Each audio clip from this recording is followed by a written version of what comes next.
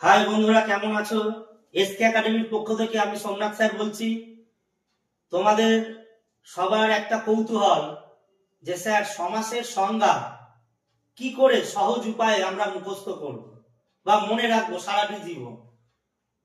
বেশিরভাগ ছাত্রছাত্রীরা বই পড়ে সংজ্ঞা মুখস্থ করতে চায়, কিন্তু মাধ্যমিক বলো বা ভবিষ্যতে বলো তারা সেই সংজ্ঞা মনে রাখতে পারে না।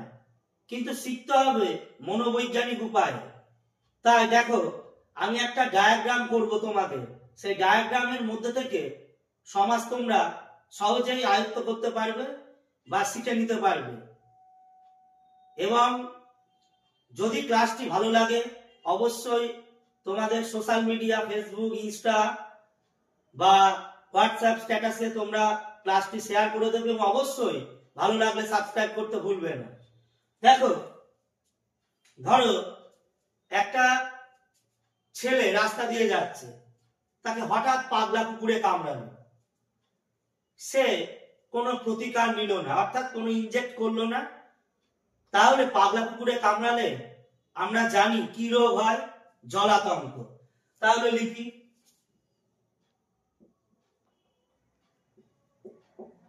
জলাতঙ্ক।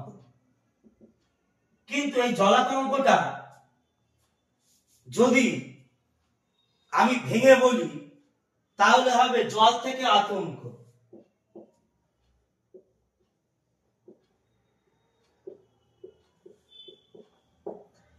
জলাতঙ্করও যা অর্থ, জল থেকে আতঙ্করও তাই অর্থ। দেখো তোমরা,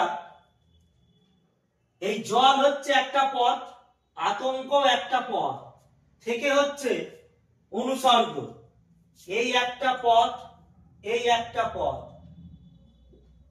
লিখি তাহলে একটি পদ, আতঙ্ক একটি পদ, তাহলে টোটাল হলো দুটো পদ। জলেরও অর্থ আছে, আতঙ্কেরও অর্থ আছে। এই জল আর আতঙ্ক মিলিয়ে জলাতঙ্ক হয়েছে। কিন্তু তোমরা খেয়াল করে দেখো, এই জল থেকে আতঙ্ক এই ব্যাস বাক্যটা ভেঙে লিখলে এর থেকে বেশি শ্রুতি মধুর, কানে শোনাচ্ছে ভালো হচ্ছে জলাতঙ্ক। এইটা জলাতঙ্ক বেশি শ্রুতি মধুর। এবং এই জল আর আতঙ্ক হচ্ছে দুটো পদ। তাহলে একটার বেশি পদকে আমরা দুটো পদ বলছি। এবং জলেরও অর্থ আছে, আতঙ্কেরও অর্থ আছে। তাহলে এই দুটো পদই আমরা বলতে পারি অর্থ সম্বন্ধ যুক্ত।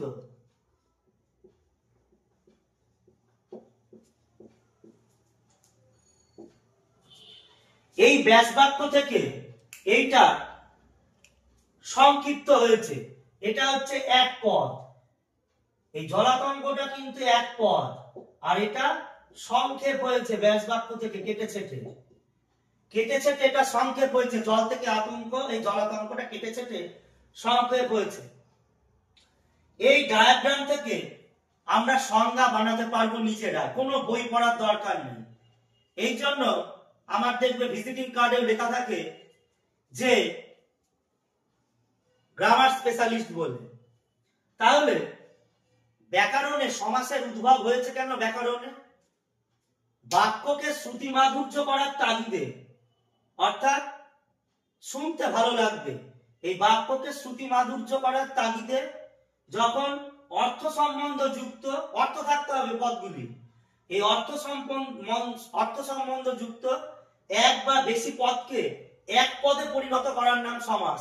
তাই সমাস কথার অর্থ হচ্ছে সংক্ষেপ।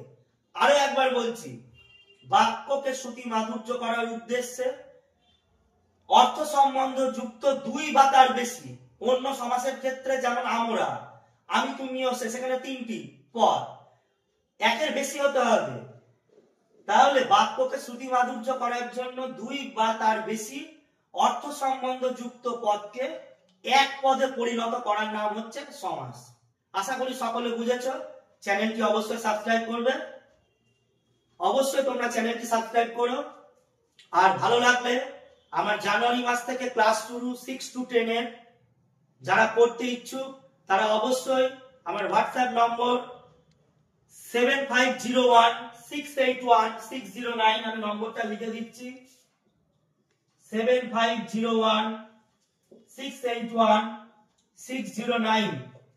এই নম্বরে তোমরা কল বা হোয়াটসঅ্যাপ করে আমার সঙ্গে যোগাযোগ করতে পারবে। ধন্যবাদ সকলকে।